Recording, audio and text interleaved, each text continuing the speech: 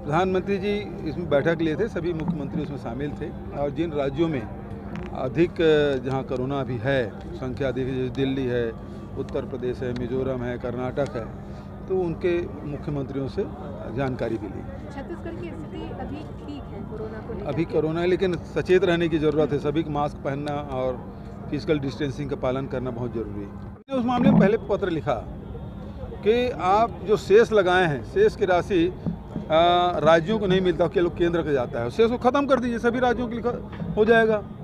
दूसरी बात ये है कि वेट है वो अलग अलग राज्यों में अलग अलग है, तो हम अपने सीमावर्ती राज्यों में जितना पेट्रोल डीजल की कीमत होगी उसके हिसाब से हम लोग, चाहे उड़ीसा हो, चाहे झारखंड हो, मध्य प्रदेश हो, महाराष्ट्र हो, इसका अध्ययन करके हम लोग कम, पिछले समय भी कम किए थे, उससे समतुल्य किए थे। आगे भी यदि कम होता है दूसरे राज्यों तो हम लोग भी कम करेंगे। सवाल इस बात का है कि आप रेट बढ़ाएं और राज्यों को कम करने कहें, ये बात तो समझ नहीं आती। और यदि कम करना है तो सेस जो लगाए हैं, 2 साल से सेस लगा हुआ है, 4% सेस ले रहे हैं, वो राज्यों को मिलता नहीं, उसका हिस्सा नहीं मिलता।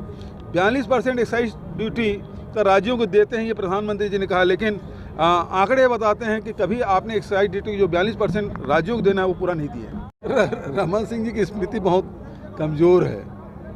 उसके शासनकाल में हम लोग तो 15 साल अनुमति ले लेकर आंदोलन किए हैं और अभी मध्य प्रदेश में भी उसी प्रकार के आदेश जारी किए हैं, उत्तर प्रदेश में जारी किए हैं। ये कोई नई बात तो है ही नहीं, लेकिन उसे फिर से जारी करके लोगों को बताया, कहीं भी कोई आदमी धरना दे दे, प्रदर्शन कर दे, आम जनता की भी तकलीफ होती, परेशानी होती, कहीं भी चक्का जाम करके बैठ जाएंगे तो परेशानी नहीं होगी।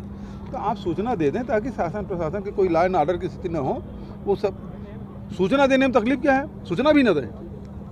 और नियमों का पालन तो सबको करना चाहिए। आप आंदोलन करें ना करें, आम नागरिक उसको भी नियमों का पालन करना पड़ता है।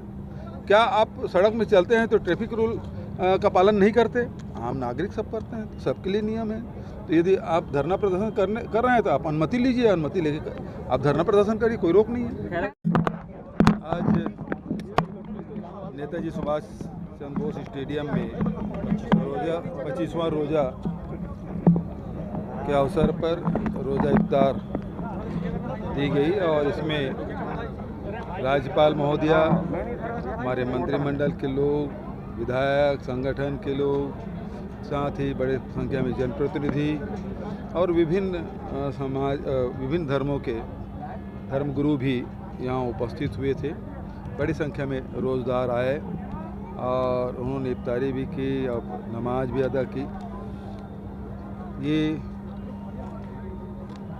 रमज़ान का पवित्र महीना और जिसमें रोज़दार कठिन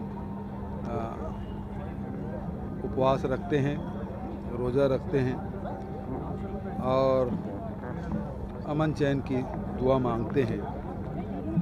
तो सभी रोज़दारों को मैं इस अवसर पर बधाई देता हूँ, शुभकामना देता हूँ। और फिर ईद का बहुत अब नज़दीक भी आते जा रहा है, तो उसी लिए अग्रिम बधाई। उस दिन तो रहूँगा ही, सभी को बधाई दूंगा, लेकिन अग्रिम बधाई शुभकामना देता हूँ। देखिए, मंत्रिमंडल उप समिति हमने बना दी है और लगातार उनकी बैठकें हुई है। अब उसमें जो जायज़ है उसमें हमने डिक्लेयर कर दिया कि हम क्या क्या कर सकते हैं। जो संविधान के दायरे में है, नियमों के अंतर्गत आता है, उन सबको हमने पहले ही घोषणा कर दी है।